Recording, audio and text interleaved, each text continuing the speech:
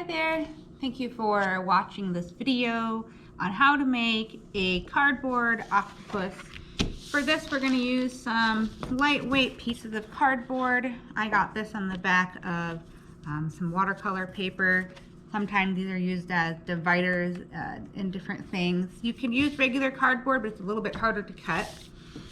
You are going to need a pair of scissors and some cardstock or some heavier paper. We are going to be painting, so if you use regular computer paper, I think it will be too thin and it will rip. So you want to make sure you have at least the thickness of cardstock. I'm going to have some watercolors here. You can use just crayons or colored pencils if you want, if you don't, or markers if you don't want to go the route of that. And you need a Sharpie or a marker and with which to cut, and some googly eyes, or if you don't have googly eyes, we can also make some eyes a little bit later on. So the first thing you want to do is cut out the head of your octopus. These are going to be the tentacles, so it can be shorter, it can be the whole page if you want, like this. For demonstration purposes, I wanted to shorten it up a little bit so it's not so big. I mean, and I can even cut it down here a little bit. So these will be the tentacles. What we're going to be doing is, after we color this, they're going to be cut in strips and then rolled. So these will be the tentacles. So we want to make sure that our head is not too much bigger than our tentacles. So I just want to do a basic shape.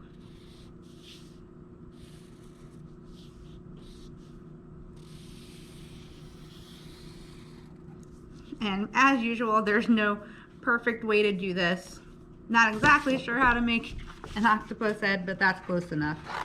So depending on how thick your cardboard is, you're going to want to make sure that you have some help cutting it out. Older kids can do this quite easily. Younger kids will have to have some more help.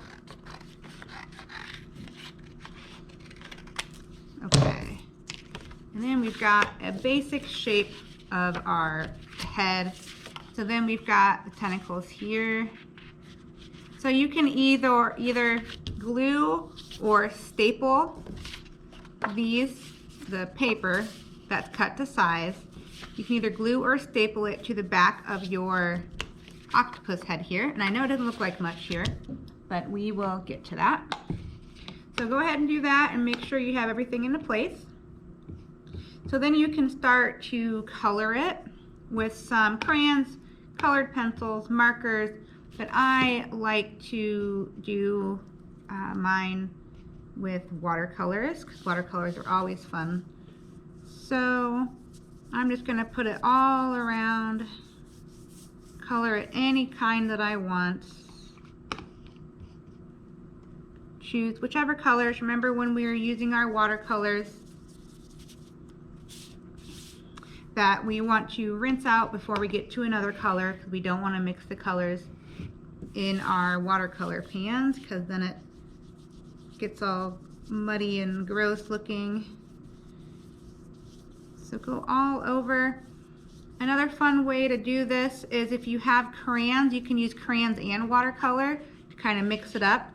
You can draw designs like swirly gigs and things like that, little squiggly lines and stuff like that, and then paint over top of it with watercolors, because then it has that resist and it looks really, really cool. But right now, just for demonstration purposes, I just want to show you how we're just painting the octopus. And this is your sea creature, so you can make them any color that you want.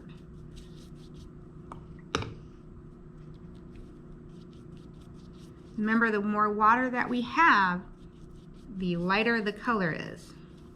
We want to make sure that everything is dry before we start our next thing. So there we go. We want to make sure everything is coated with a good layer of watercolor, or if you have tempera that you're using, or if you're using your colored pencils or markers, or if you're using a combination of any of those. however you want. So just make sure that if you're using paint or watercolor that everything is dry before you go on to the next step. So let's make sure that we let this dry and then go on to the next step. Okay, once everything has dried completely, you want to attach the top and the bottom, the head to the tentacles. So I just chose to use a stapler to staple it on the sides here, or you can glue it to the back, it's up to you. So then we get to put some eyes on. So you can either choose some googly eyes, I've got some ones that are kind of small, or you can make your own eyes. So I've cut some very rough circles out of some white and black pieces of paper. And I'm just going to go ahead and glue that down. It's going to be a big, expressive eyes. Very cartoony. There we go. And then I want to put this part kind of here.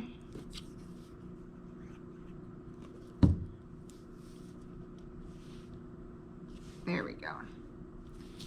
Have his eyes, and I'm not going to have a mouth on this one, just going to be kind of an abstract, kind of a funny looking octopus. So along with doing the eyes, we want to make sure we get his tentacles all cut out and everything. So you can either, as you were painting, you could use your crayons and then paint over it with your watercolor to make that resist. So because the water and the crayons resist each other, so that makes a cool effect. Or once it dries, then you can color over top of it with crayons as well. It doesn't create the same effect, but it's still a fun thing to do. So now you're using, you know, both watercolor and crayons. Completely up to you. You can leave this, you can leave it blank if you want, or I mean just having the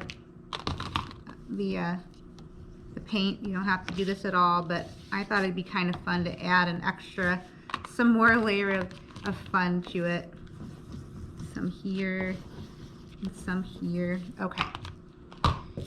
So now what I want to do is we're going to cut strips into the bottom here. So this is, remember, this is going to be our tentacles. So for younger kids, you might want to take a ruler and draw a line so then they can practice cutting up like this. Or if this is too distracting, you can draw the line on the back and do it that way. You can do this step before you glue it or staple it on. Just make sure you leave yourself a little bit of room here. Otherwise, you can just go ahead and cut. Now, if you want to go for 8 tentacles, you can, since that's how many octopus have. But just for demonstration purposes, just going to make however I can with given the space that I got. So we definitely want to make sure we do this once it's completely dry, otherwise it won't work out as well. You don't want to make them too thin, but you don't want to make them too thick either. So from anywhere from a 3/4 of an inch to an inch is pretty good. So as you can see, now they're all separated here. So now I want to roll them up. So you can do this freehand just by gently rolling it up like this. A little bit more difficult with the heavier paper, but it's still pretty rewarding when you let it go and you can see the roll. You can do it like that, or you can take a pen, or a marker works better, and then you could actually roll it, taking 1, 2, or 3 at a time. You can roll it along the marker, and it creates the tentacles like that too.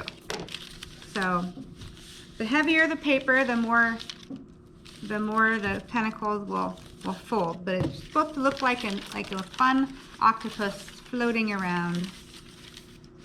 There you go. And if it's too much of a fold, you can always fold it backwards a little bit, just like that. You just have fun and just manipulate the little strips so that they become little tentacles.